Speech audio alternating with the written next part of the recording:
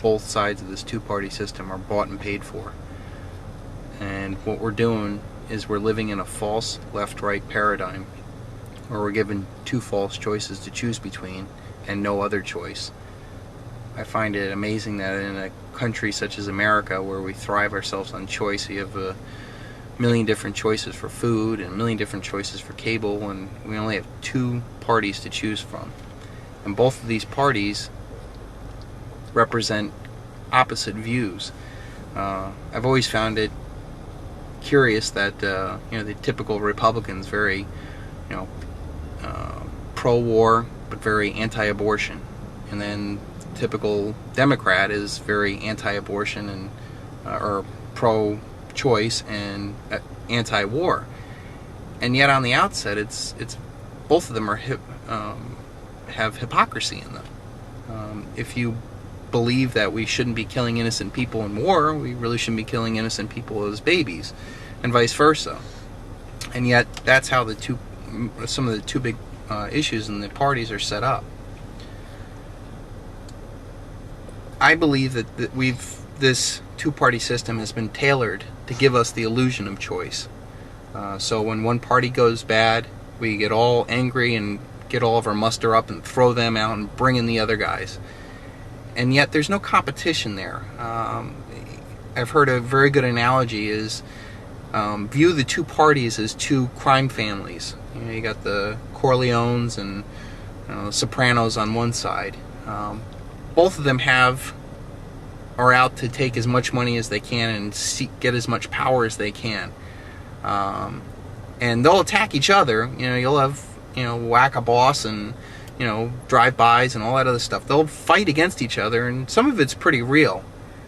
But in the end, as long as they control the game, that's fine. But if somebody threatens that game, that's when they'll fight together. Oh, somebody's waking up. Who controls these guys? When I said both sides are bought and paid for, I believe that there's very wealthy people. And there's wealthy people on Wall Street. There's wealthy people in central banks. I believe there's powerful banking interests that want to control the whole thing. I don't necessarily blame them. They're trying to protect their interests, their power. I mean, as a family member, I would want to do the best for my family and protect my family's interests. Well, these are big banking families, and they want to protect their interests. One of the things that they do is, and I think one of the most telling quotes is John D. Rockefeller. John D. Rockefeller said competition is a sin. And he's right. I mean, that's one of the original monopoly man. He always bought out the competition. And throughout history, there's always been a power struggle. You either take the payoff or you buy the gun. And when I say both sides are bought and paid for, if you look at like powerful institutions like Goldman Sachs, I always found it weird that at one time they had two presidents of Goldman Sachs. It was John Corzine and Hank Paulson. They were co-chairmen of Goldman Sachs. Well, we know Corzine became the governor of New Jersey and is a very liberal Democrat, and Paulson became the Treasury Secretary. Well, how could you have two guys who have completely opposite views? One's a Democrat, one's a Republican, and yet be at the co-equal position at one of the most powerful banking establishments in the world? Well, I'll tell you why. Because they know the truth. There's no difference between the two of them. Both sides are about advancing power. And it's either advancing banking power, government power, corporate power, but each one of those are against our power. Our power as individuals and our power as citizens. And they know this. At least I think they do. They're either dumb or very mischievous, and I tend to rather go with the mischievous part. Another analogy I can make out for you is sort of like the WWE, where we're all watch wrestling and they're all fighting against each other, and there's big feuds, and then they'll have smackdowns and call outs and beat each other up, and as enter blue class entertainers, it's fun to watch that, and you root for one guy and boo the other guy, and But you know, at the heart of it is, it's the same storyline that plays out with the Democrat and Republican parties. They'll fight each other, they'll call each other out, they'll have political campaigns, they'll have smackdowns, they'll have debates and stuff like that.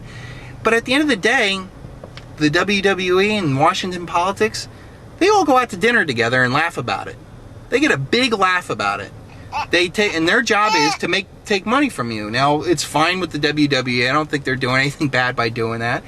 But there is an inherent un-American choice when your politicians, or both sides, are bought and paid for by the same corporate interests. You know, they both have different horses in the game. Some have the drug companies on their side, and some have the tobacco companies, and some have Freddie Mac and Fannie Mae and local governments and stuff like that to be paid off. But I think it's so important for us to get past this Democrat, Republican party. We had Bush in office, then we had Clinton in office, and we had Bush in office, and now we got Obama in office, and who knows who's going to come after that. But I can guarantee you, nothing has really changed with those 4 presidents now. We're further into debt. We're continuing more war. The government is larger. We've lost more civil liberties. Nobody has turned that course back because there is no choice.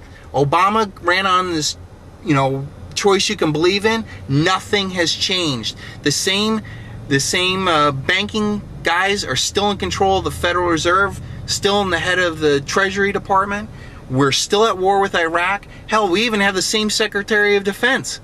I mean, if Obama was really about changing, first thing I would have done was thrown Robert Gates out. I mean, he's a former CIA chief. I mean, talk about ingrained in the military-industrial complex. But nothing has changed. And I woke up to this after I campaigned twice for Bush. I was a big Bush supporter. I had the Bush bumper stickers. I put out the signs.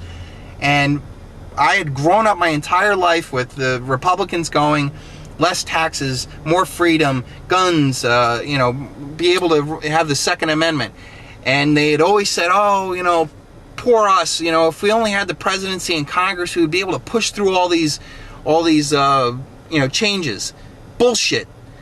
When Bush got reelected the second time, first 100 days, we had the Senate, we had the House. What did they do? Nothing.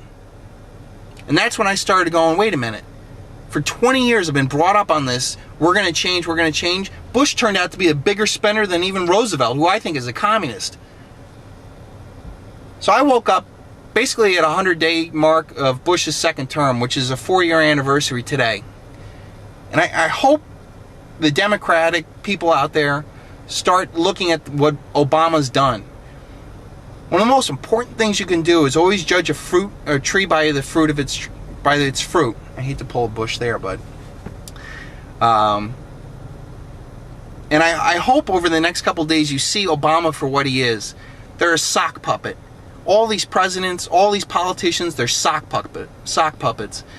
They serve a purpose. They're there to fool you. They're there to give you a false choice that you don't have. The policies are not written by the politicians. They're written by these foundations, and these foundations are funded by very powerful interests. And these interests are there to constantly, incrementally advance their cause. And that's why they move so slowly. It doesn't even look like they're moving. But you'll wake up, and you're surrounded in a world that you don't even recognize. A world where your children are heavily in debt, your civil liberties are gone, and that you have really no choice, and that you're becoming poorer and poorer. So I hope enough Republicans have woke up to at least admit that Bush was a complete failure. His scaremongering and his tactics and his legacy that he leaves is an awful one. And I hope that people start waking up to Obama sooner rather than this waiting for a second term, and then we can make a real choice and a real change in 2012. And I tell you what, Ron Paul started something, but the people weren't ready for it yet. And that's one of the main reasons why I do these videos, is to wake people up so that when change really does come and we do have a choice, that people are ready to accept it. But we need to educate ourselves. We need to build that foundation first in order to make real effective political change. And I hope you stay with me and stay with my videos so we can build this thing together. Thank you.